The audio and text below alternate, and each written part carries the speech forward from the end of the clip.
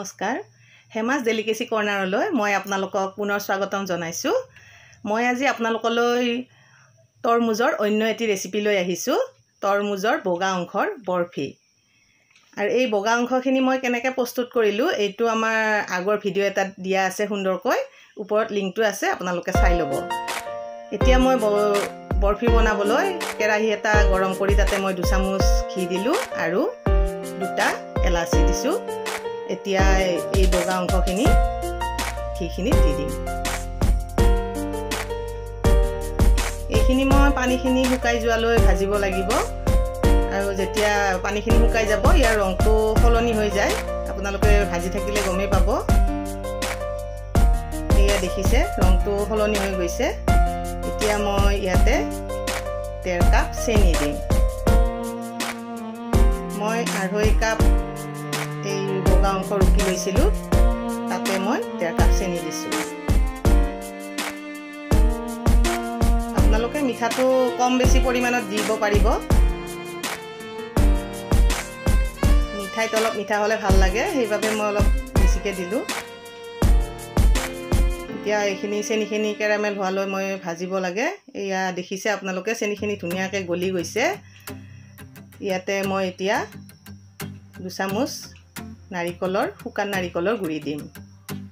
আপোনালোকে শুকান নাৰিকলৰ গুড়ি নাথাকিলে কেঁচা নাৰিকল ৰুকি দিলেও হ'ব। এই নাৰিকল আৰু ঘিৰ দুটা লগ হৈ যিটো এটা গোন্ধ ওলায়, ইয়াৰ মানে আপোনালোকে বনালে নিজেই গম পাব, ইমান যে ভাল লাগে গোন্ধটো।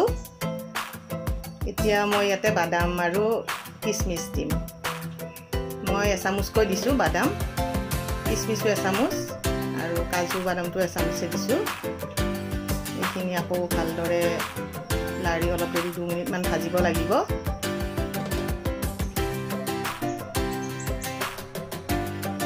এতিয়া মই ইয়াতে গাখীৰ দিম। গাখীৰখিনি মই 1/2 লিটাৰ গাখীৰৰ গাখীৰত মই উতলাই লৈ এপোৱা কৰিছোঁ আৰু তাতে মই পাউডাৰ গাখীৰ মিক্স দিছোঁ বেছি টেষ্ট হ'বৰ কাৰণে। আপোনালোকে ইচ্ছা কৰিলে মিল্ক মেডো দিব পাৰিব, বেছিয়ে টেষ্ট হ'ব।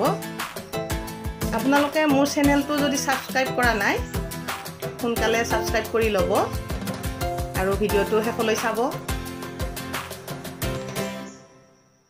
এয়া দেখিছে গাখীৰখিনি শুকাই আহিছে। ইয়াতে মই এতিয়া 2 চামুচ ঘি দি দিম। ঘিখিনি দি মই লৰাই থাকিম। যেতিয়া কেৰাহীৰ পৰা এৰি আহিব তেতিয়া আপোনালোকে গম পাব যে এইখিনি হৈ গৈছে। এয়া দেখিছে ধুনীয়াকৈ এৰি আহিছে, মানে মোৰ এইখিনি ৰেডি হৈ গৈছে। এতিয়া মই এটা বাচনত ঘি গ্ৰীছ কৰি লৈছোঁ, লৈ তাতে এইখিনি দি ধুনীয়াকৈ হাতেৰে বা হেতাৰে ভালদৰে বহলাই লৈ টান হোৱাকৈ হেঁচি হেঁচি দি দিম।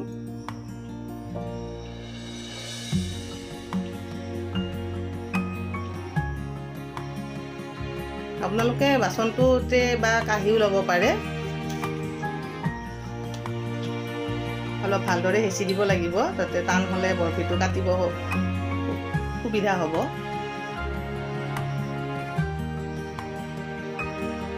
এতিয়া মই ইয়াতে ওপৰত ডেক'ৰেশ্যনৰ কাৰণে আমণ্ড আৰু কাজু কাটি দিছোঁ।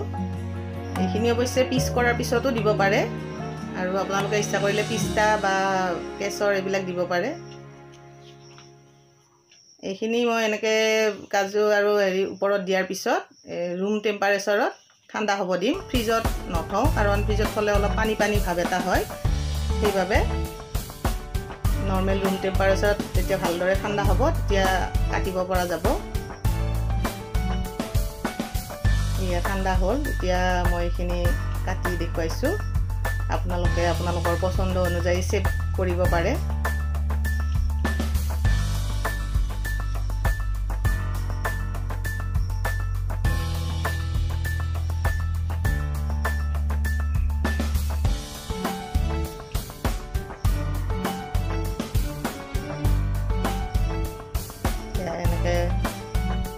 আপোনালোকে বনাই চাবচোন, বহুতে ধুনীয়া লাগে খাব, বহুতে টেষ্টি হয়। আপোনালোকে আলহী আহিলেও দিব পাৰিব। আৰু কেনে পালে ভিডিঅ'টো কমেণ্ট কৰিব, লাইক কৰিব, শ্বেয়াৰ কৰিব। Thank U.